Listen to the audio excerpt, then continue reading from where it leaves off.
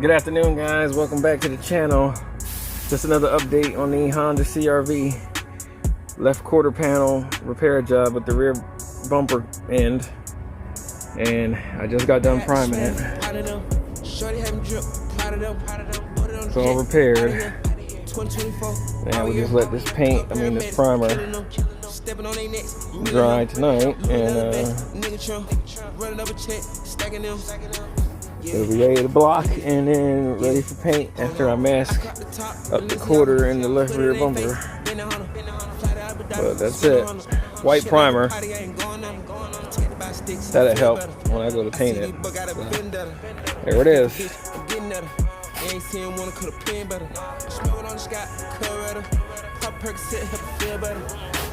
Make sure to like and subscribe.